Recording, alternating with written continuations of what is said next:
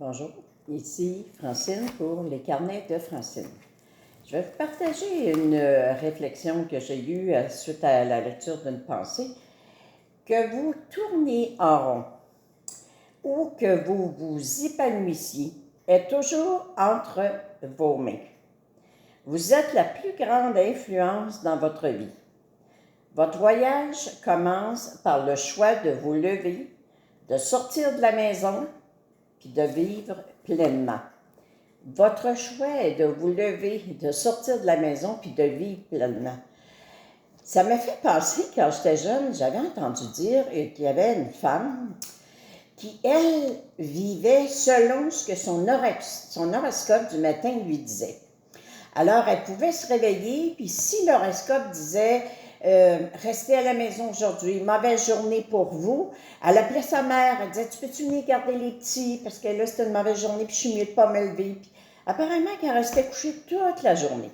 Puis moi, j'en revenais pas que l'horoscope dans un journal influence sa vie comme ça. Mais ce que j'en revenais pas aussi, c'est que la mère embarque là-dedans, puis que le conjoint embarque là-dedans. Tu sais, au lieu de dire, écoute, là, on va venir t'aider peut-être, on va venir t'accompagner, là, puis on va te surveiller, mais lève-toi, prends au moins le risque de voir que ça peut être une très belle journée, que c'est toi qui décides que c'est une belle journée.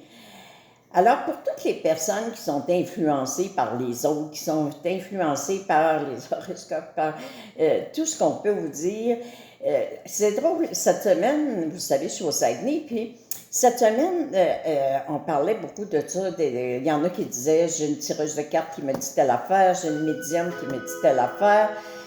Et puis, moi, je me suis rendu compte que ça m'a fait penser qu'à un moment donné, moi, je suis allée consulter un médium. Je suis allée rencontrer un jeune médium qui m'avait dit vous, madame, ne croyez jamais que vous pourrez être médium, vous ne serez jamais capable, vous n'êtes pas connecté, vous n'avez pas d'écoute, vous n'êtes pas une personne qui a tout le degré d'amour que ça prend pour être médium.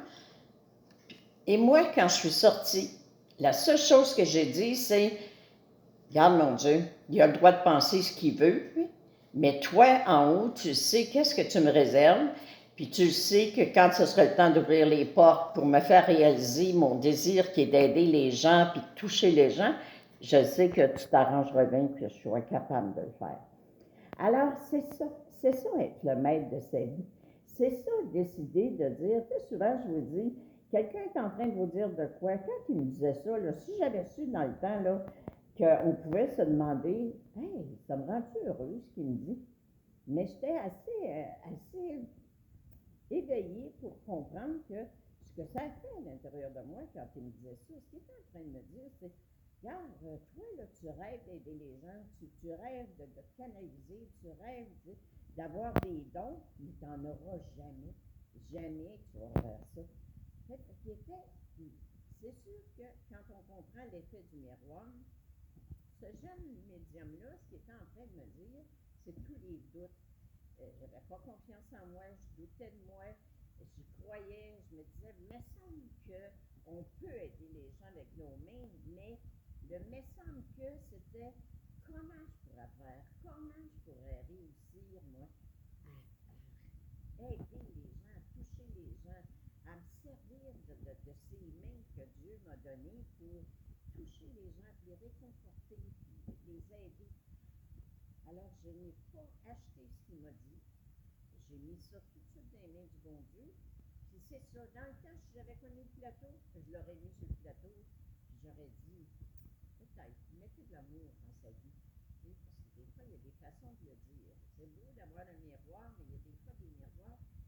Il y a parfois des miroirs qui fessent fort, mais les gens sont obligés de soit crier après nous autres ou d'essayer de nous faire comprendre. Regarde, t'as peur, t'as une peur à l'intérieur de toi, vide cette peur-là. Alors, la vie est belle,